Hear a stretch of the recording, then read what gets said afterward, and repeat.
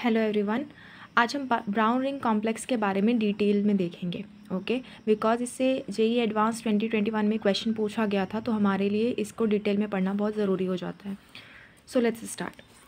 First of all मैंने आपको बता रखा था कि ब्राउन रिंग कॉम्प्लेक्स जो है उसका फॉर्मूला होता है FeH2O5NO+SO4, राइट। और हमने इसका ऑक्सीडेशन नंबर भी निकालना सीख लिया था। इसका ऑक्सीडेशन नंबर होता है +1। अब इसका है ना, इसका IUPAC नेम देख लेते हैं। IUPAC नेम हम अल्फ़ाबेटिक ऑर्डर में लिखते हैं और सेंट्रल एटम पहले हम लिखते हैं ब्रैकेट के अंदर वाले पार्ट का IUPAC नेम। ये इधर साइड पॉजिटिव होता है, इसलिए पॉजिटिव पार्ट का पहले लिखते हैं, उसके बाद हम लिखेंगे नेगेटिव पार्ट का IUPAC name. Okay, so first of all इसमें हम आइडेंटिफाई करेंगे सेंट्रल एटम कौन सा है। तो सेंट्रल एटम मैंने पिछले वीडियो में आपको बता दिया था कि Fe होता है। अगर आपने वो वीडियो नहीं देखी है तो आई बटन पे उस वीडियो का लिंक मिल जाएगा, आप जाके देख सकते हो। डिस्क्रिप्शन बॉक्स में भी उसका लिंक मिल जाएगा। ओके, सो Fe आपका सेंट्रल एटम है और Fe से दो लिगेंड यहाँ पे जुड़े हुए हैं। पहला लिगेंड है आपका H2O, दूसरा लिगेंड है आपका NO+। ओके, सो H2O को हम कहते हैं एक्वा। एक्वा में ए वर्ड पहले आता है, इसलिए इस वाले लिगेंड को हम पहले नाम में लिखेंगे। सो हमने लिखा है FeH2O5। H2O5 के लिए हमने वर्ड यूज़ किया है पेंटा और H2O के हमने वर्ड यूज़ किया है एक्वा। सो पेंटा एक्वा। उसके बाद सेकेंड जो आपका है, सेकेंड आपका लिगेंड है NO+। NO+ को हम कहते हैं नाइट्रोसोनियम। ओके, और Fe है हमारा आयरन। क्योंकि आयरन का जो ऑक्सीडेशन नंबर था वो +1 था, इसलिए हमने आयरन के आगे ब्रैकेट में +1 लिखा है। और उसके बाद लास्ट में जो हमारा नेगेटिव आयन है उसका हम लिख देंगे, दैट इज़ सल्फेट। तो हमारा पूरा IUPAC नाम हो जाएगा penta aqua nitrosonium iron 1 sulphate. Okay, so अब हम क्या करते हैं, अब हम इस कंपाउंड का इलेक्ट्रॉनिक कन्फिग्रेशन देख लेते हैं। कंपाउंड में सेंट्रल एटम का इलेक्ट्रॉनिक कन्फिग्रेशन देखा जाता है, बिकॉज इसी एटम से सारे के सारे लिगेंड्स आकर के जुड़े हुए हैं। ओके, तो हम सेंट्रल एटम यानी कि Fe का इलेक्ट्रॉनिक कन्फिग्रेशन देखेंगे। इसकी प्रॉपर्टी के बेस पे इस पूरे कंपाउंड की प्रॉपर्टी होगी।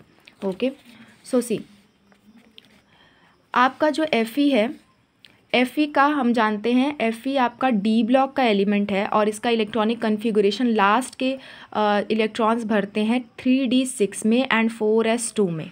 ओके, बट हमने अपने कंपाउंड में देखा कि Fe का चार्ज +1 हो गया, यानी कि इसने एक इलेक्ट्रॉन लूज़ कर दिया है। ओके, तो ये क्या हो जाएगा 3d6 4s1, बिकॉज s में से एक इलेक्ट्रॉन इसने लूज़ कर दिया है। ये नंबर ऑफ इलेक्ट्रॉन्स हैं 1 और 2, राइट। सो यहाँ पे +1 है तो इसने एक इलेक्ट्रॉन यहाँ पे लूज़ कर दिया है। अब इसको ऑर्बिटल्स में बना के हम देख लेते हैं, ताकि इसका मैग्नेटिक कैरेक्टर, मैग्नेटिक मोमेंट हम निकाल सकें। ओके, सो सी इसका हमने D के ऑर्बिटल्स हमने यहाँ बनाए हैं। हमें पता है कि D के 5 ऑर्बिटल्स होते हैं और S के 1 ऑर्बिटल होता है। तो ओके, एक ऑर्बिटल में 2 इलेक्ट्रॉन फिल किए जाते हैं normally.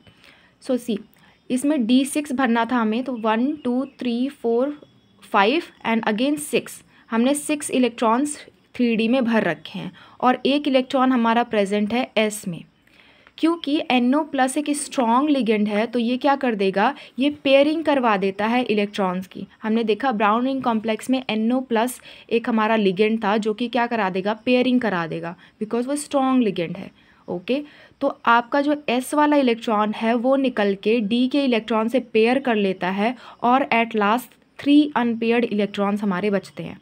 Okay, due to unpaired electrons, जब भी अनपेयर्ड इलेक्ट्रॉन किसी कॉम्प्लेक्स में पाए जाते हैं तो हम कहते हैं वो पैरामैग्नेटिक है। Okay, whenever unpaired electron present होंगे, एक भी अनपेयर्ड इलेक्ट्रॉन है तो हम कहेंगे वो क्या है, पैरामैग्नेटिक है। और यहाँ पे 3 अनपेयर्ड इलेक्ट्रॉन है तो ये क्या है, पैरामैग्नेटिक है। आपका पूरा का पूरा ब्राउन रिंग कॉम्प्लेक्स कैसा बिहेव करेगा, पैरामैग्नेटिक एलिमेंट, पैरामैग्नेटिक कंपाउंड की तरह वो बिहेव करेगा। ओके, और इसका अगर हम मैग्नेटिक मोमेंट निकालें तो उसका वैल्यू आती है 3.8 बोर मैग्नेटॉन। इसको निकालने का एक फॉर्मूला है, आप डायरेक्टली भी ऐसे भी याद रख सकते हो, 3 अनपेयर्ड इलेक्ट्रॉन तो 3.8 बोर मैग्नेटॉन इसका क्या होता है, मैग्नेटिक मोमेंट होता है।